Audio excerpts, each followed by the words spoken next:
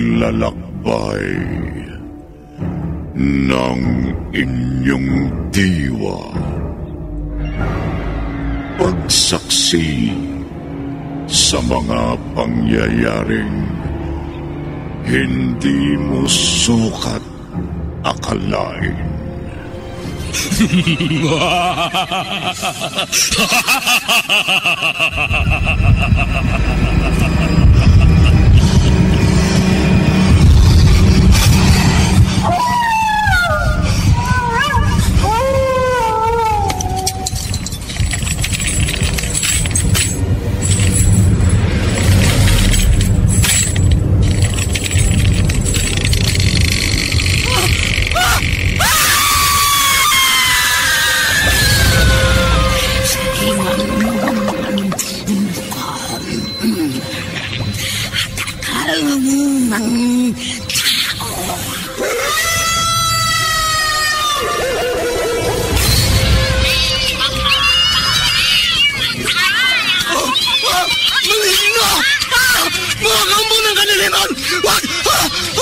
Huwag kayong lalapit sa akin!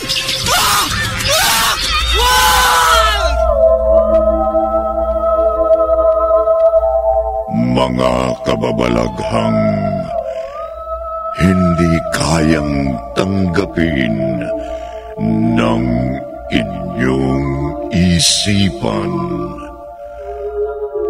nagaganap tuwing sasapit ang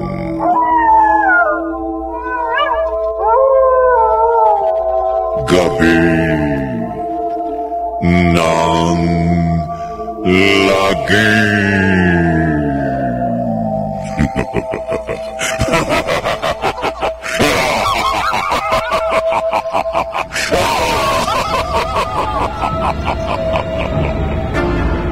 Pinagsamang produksyon ng DZRH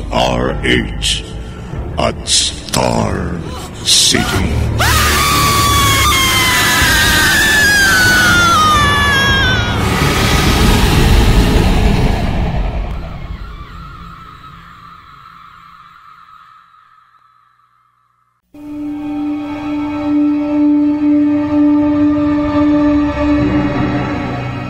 Magandang gabi, kaibigan.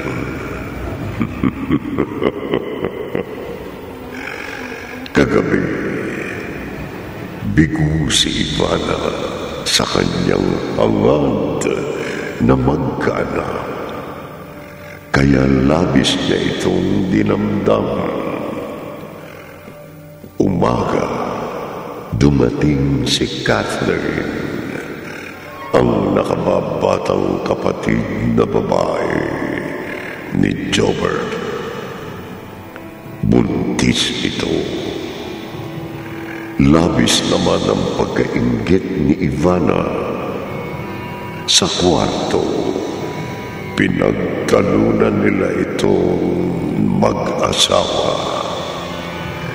Masamang-masama ang loob ng babae.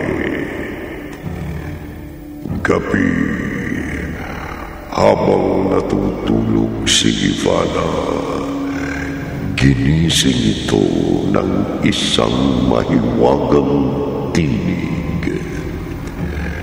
Narito ang ikalawang bahagi ng ating tampok na kwento sa linggong ito. Pinamagatang Binhi ng Dilim. Sa isa na naman gabi ng lagim.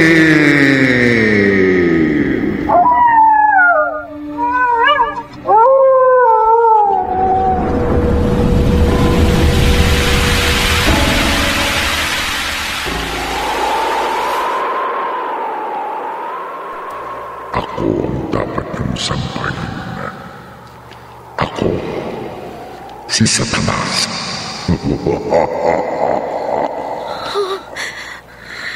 Ipagkakaloob ko sa'yo ang anak na iyong inasam. Ha? At sasampahin mo ko.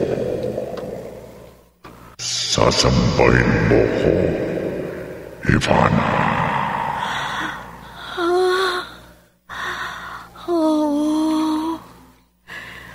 Oo. Sasambahin kita.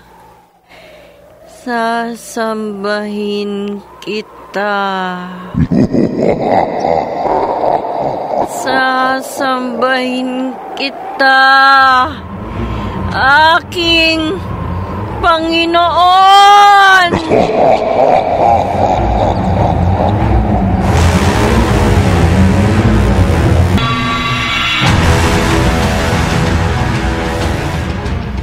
Sigurado ka ba sa inuutos mo sa akin, Ivana? Oho, Nanay Rosalia. Sigurado ako. Alam na ba ito ni Jobert? Sasabihin ko na lang sa kanya. At sigurado ako, ikatutuwa niya. Pero... Nanay Rosalia. Hala. Ikaw ang bahala. Gagawin ko na yung sinabi mo. Mabuti naman kung ganon. Ako na ang bahalang magluto ng pagkain. Ipaghahanda ko si Jobert ng masasarap na pagkain. Bilang selebrasyon naming mag-asawa.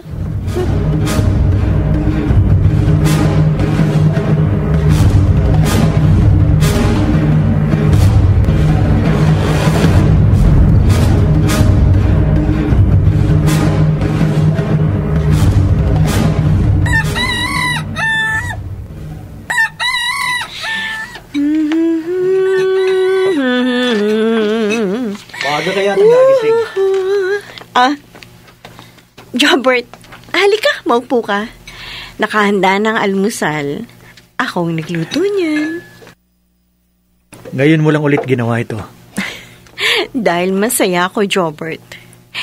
Ewan ko, pero ibang-iba ang pakiramdam ko ngayon. Natutuwa ako. O sige na, kumain ka na. Si Nanay Rosalia nga pala. Inutusan ko. Pumunta sa bayan, may pinabili ako. Ha? Ano naman ang pinabili mo? Mga damit. Damit? Nino? Nang magiging anak natin. Ano?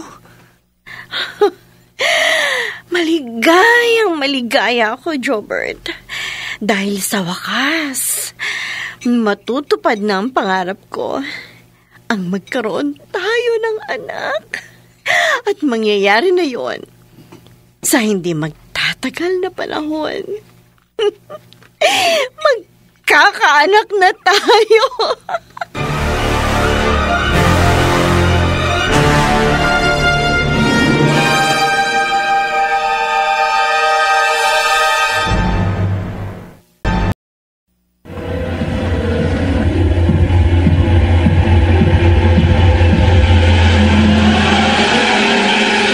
Balikan natin ang kasaysayang tampok sa linggong ito sa isa na namang Gabi ng Lagim.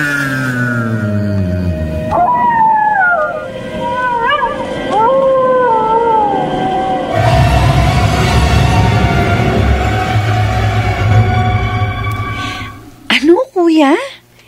Iniisip mo na baka nasisiraan na ng bait si Ate Ivana?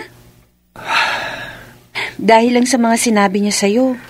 At dahil sa ginawa niya, nagpabili siya ng mga damit ng sanggol. Gayong alam kong hindi naman siya buntis. Matagal na kaming hindi nagsisiping. Kaya imposible ang sinasabi niya. Catherine, ayokong isipin na nasisiraan siya ng bait pero... Kuya, baka naman nasabi yun ni Ate Ivana kasi nililibang lang niya ang kanyang sarili. Ibig sabihin, hindi pa rin siya nawawala ng pag-asa na magkakaroon ng anak. Na hindi naman imposible, di ba? Dahil wala namang may diferensya sa inyo. Sana ganun nga. Sana nga, Catherine.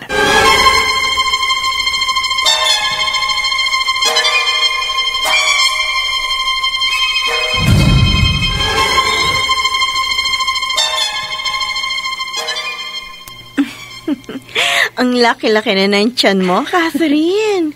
Mukhang malapit na yan Oo nga, ate. Medyo masakit na nga sa katawan eh. Kaya sigurado ko anumang oras, isisilang ko na tong anak ko. Ako, hindi magtatagal, isisilang ko na rin ang anak ko. Ha? Ate? Bakit? Hindi ka naniniwala? Hindi naman sa ganun. Kaya lang... Akala mo kasi, ikaw lang ang may karapatang magbuntis at magkaanak. Bakit? Dahil akala mo, wala akong kakayahan? Ate, hindi naman sa ganun. Patutunayan ko sa'yo, mali ang paniniwala mo. Hindi magtatagal. Magbubuntis ako at magkakaanak. At ipamumukha ko yun sa inyong lahat. Tandaan mo yan.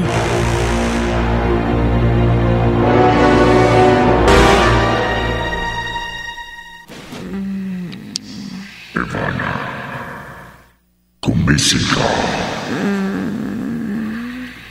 Gising, Ivana. Sundan mo ang tinig ko at dadalhin ka nito sa kinaroroonan ko. Oo.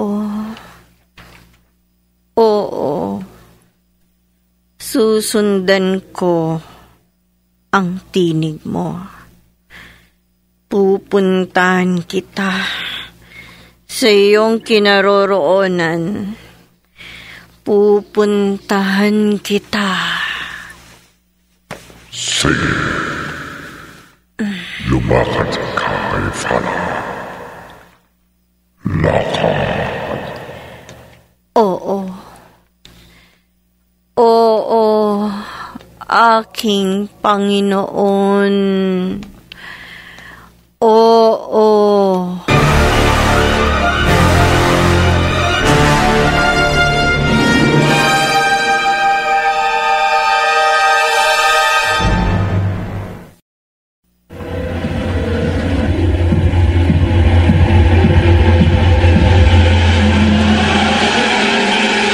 Balikan natin ang kasaysayang tampok sa linggong ito sa isa na namang Gabi ng Lagim.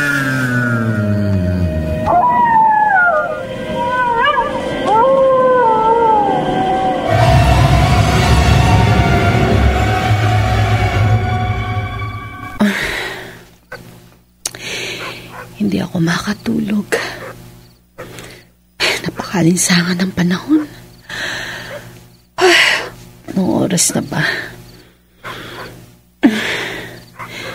Aba, alas 12 na pala ng hating gabi. Ang init talaga. Buti pa, lumabas ako't magpahangin. Baka sakaling antukin ako. Tama. Doon ako pupunta sa may terasa.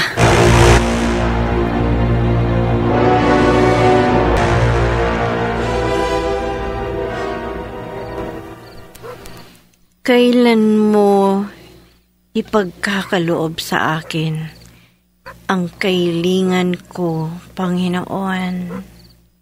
Malapit na.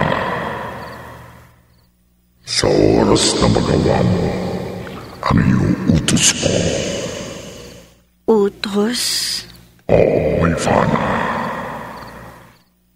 Madali lang ang ipagkagawa ko sa'yo. Kahit ano, gagawin ko. Basta ibigay mo lang ang gusto ko. Kaya kong gawin ang lahat. Kayang-kaya mong gawin, Ivana. Sabihin mo at gagawin ko agad. Ang anak ni Catherine. Patayin mo at ialay mo sa akin. Ano? Gawin mo at mapapatay ipapasayo ang kahilingan mo. Patayin mo ang kanyang magiging anak.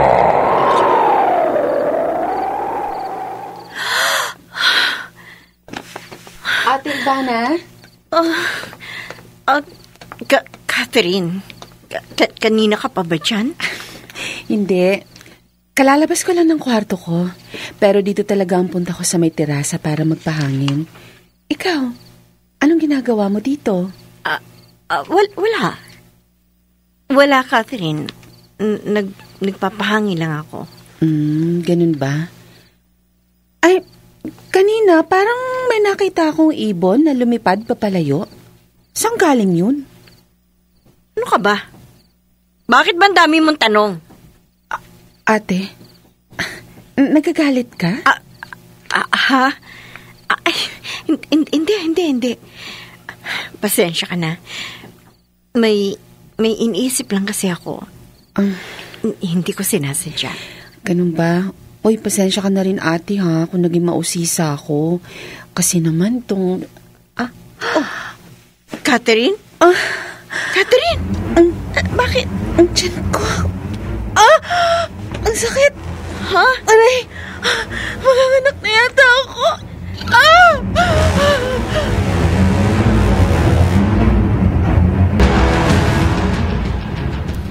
Nandito kami sa ospital ngayon.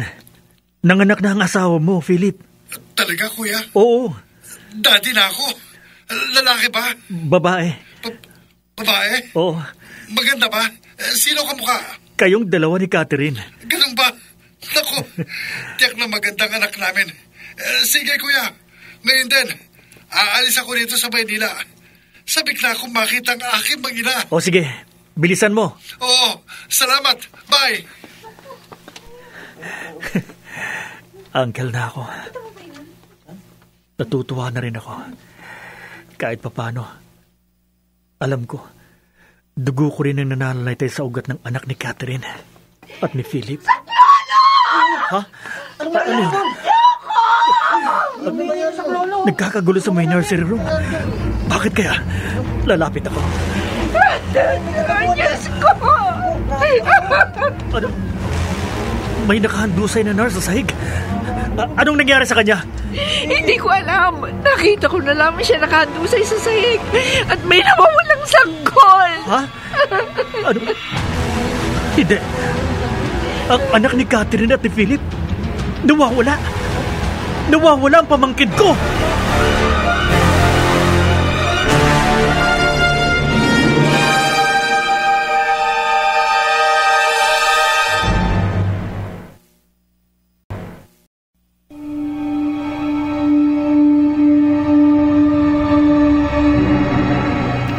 Sino ang kumuha sa sanggol? Pakinggan bukas ng gabi ang ikatlong bahagi ng ating tampok na kwento sa linggong ito na pinamagatang Bitihi ng Dilim. Sa isa na namang gabi ng lagi.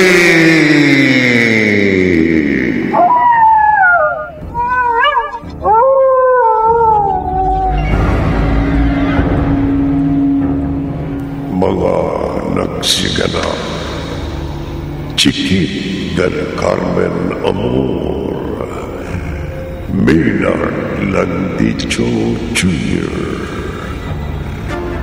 Jeneline de la Cruz, Phil Cruz, Susan Robles, at Bobby Cruz. Naglapat ng tunog, temyon, sa musika ni Buboy Salonga. Supervisyong teknikal ni Bong Muyar at Eric Lucero. Isinulat ni Maynard Landicho Jr. at sa direksyon Leonel Benjamin. Gabi ng Lagi.